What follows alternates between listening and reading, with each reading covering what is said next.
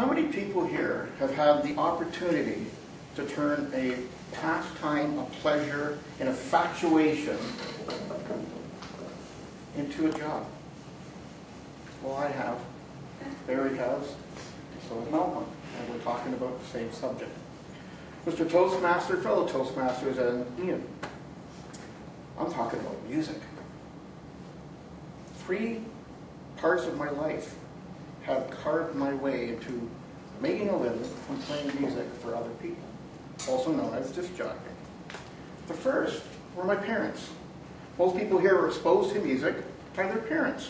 Whether you liked it or not, the type of music that they played was what you had to listen to, especially back when I was a kid. My dad, he was cool. He liked Peter, Paul, and Mary, Pete Seeger, and the Kingston Trio. And I got hooked on that type of music. My mom was more of a crooner type. She liked Frank Sinatra, Jim Nabors. Does anybody know that Jim Nabors used to sing? Not very well, mind you, but yes, Jim Nabors was probably more known for his singing than he was for his acting. And collectively, they both liked Buddy Holly and Herb Alpert and the Tijuana Brass. I was raised on that type of music.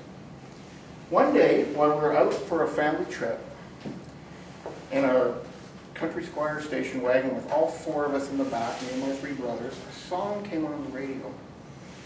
The AC Delco 1-speaker AM radio that was in the car, the kind where you had to pull the buttons out and push them in to try to tune the station. You know what I'm talking about, don't you?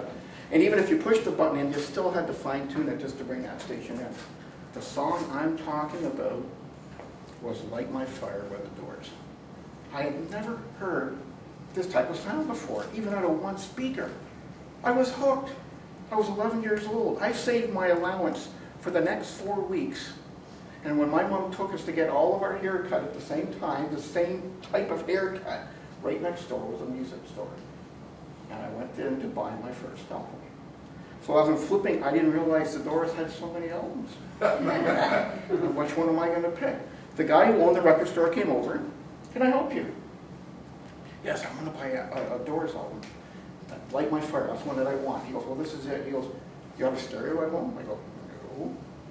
He goes, well, what are you going to play it on? I said, my mom and dad's. He goes, you obviously don't know anything about the Doors. They're a bunch of troublemakers. They're never going to allow you to play that album at home. And they were right.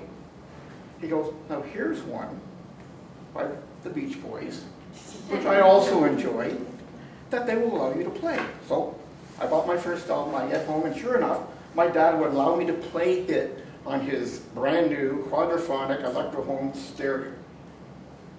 The next person who shaped my music career was a guy that I met in grade 8. We both went to a brand new school, Chinguacousy Secondary School in Bramalea. He was a newcomer, I was a newcomer, and we sat next to each other and we bonded. Not musically at first. Musically, he had an older sister. I was the oldest of my family. He was the youngest of his. We always thought it was just Beatles and the Beach Boys and the Rolling Stones and all that.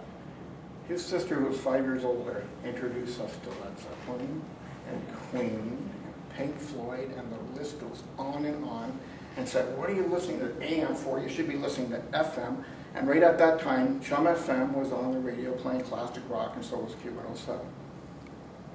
We decided one day, with a bunch of friends, to conflate at Bramalea Secondary School to take in our first rock and roll concert, the Guess Who was being backed up by the Stampeders. I was infatuated. That's the stage there. Watching them set up everything. And nothing was wireless back then. There was wires all over the floor, right? Then it started. And anybody remember looking at that Memorex commercial, the guy sitting in the chair with the speakers in front of him and his hair is flowing back? That was me. That first chord, and it was Wild Eyes by the Stampeders, I was hooked. Not only could you watch the guys play, get your ears blown out listening to the music, you could feel it on your chest. I'd never felt that way before. In the short years to come, my buddy Richard Appleton, my music buddy at that time, we decided to go to every concert we could afford. I had a part-time job as a dishwasher. I was trying to get my music fix. back then, concerts weren't that expensive. It was still about 4 hours worth of pay. But I didn't have any other bills, so that's where all my money went. And that first year, we saw Elton John, we saw Paul McCartney, we saw The Who with Keith Moon before he passed away, we saw Bob Marley and the Wailers. We went to every concert we could. It was unbelievable. And along the way, I was buying tons and tons of albums, and I said, this is great. Life is good. Fast forward into when I'm in my early 20s, living on my own. I've got a record collection now that will choke a horse. 4 milk cartons full, about 80 albums in each, so over 300 albums. I was a music junkie back then, I must have been. The guy next door was starting up his own disc jockey service. I didn't know that at the time, we were just friends. He came over, he was absolutely amazed at how much I knew about music. Because not only was I listening to it, I was reading the liner notes to find out who was writing the songs, who was producing the albums, and I had my favorites. So he offered me a job. I lost a job, I got laid off from my company. He offered me a job to work with him in a bar in Newmarket. It was called Nag's Head North. It was a Q107 sponsored bar, and they had all the best bands in the world. This was the best of both worlds. I'm going to be able to play all my favorite music and listen live all my favorite bands. It was just the perfect storm for me being a music junkie. We had theme nights. We had a beach night one night.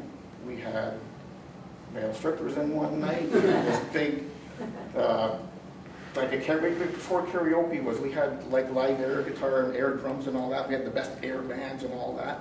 It was great. After that, I actually moved up to Lindsay, Ontario, and actually ran my own bar musically. I used to promote it. I went to all the other stores and all the other the record places, and I would put up stuff, and I would have my own theme nights. And I actually got my first disc jockey name, Jumpin' John. Because I used to like punk music and new wave music back then, and when I used to get out on the dance floor, I would pogo, and I was jumping up and down, so I became Jumpin' John. It was great. Moved back to Brampton. I worked at every bar in Brampton, Friends, Spanky's, Stars. Got kind of old because I didn't like disc jockeying every night. So what I did is I joined another guy for another disc jockey service, and he did weddings and bar mitzvahs and sweet 16s and all those type of things. So I only had to work on Friday and Saturday nights. But I loved it. I was getting just as much money on those 2 nights than I was for the whole week working in a bar. 2 of the biggest crossroads in my life happened while I was disc jockeying. The first one was while I was doing a booze cruise for Q107 on the Toronto Harbour. I was offered a position. That boat was actually going down to Jamaica during the winter with a bunch of people that were just going to be partying down in Jamaica, and they wanted me to play music for them. I was living at home. I got a little bit homesick and said no. The other one was while working in Lindsay, the owner of the local radio station approached me and asked me if I wanted to take an hour slot on Sunday night right after Tex Cab Shop, but they were a country and western bar, and I wasn't into country and western music, and I couldn't play it right. So there you have it. A passion became a job. And now my kids, who love music as well, not the kind of music I like, they're getting a steady dose of the Eagles and Kiss and Pink Floyd. And the torch will be passed. Mr. Toastmaster.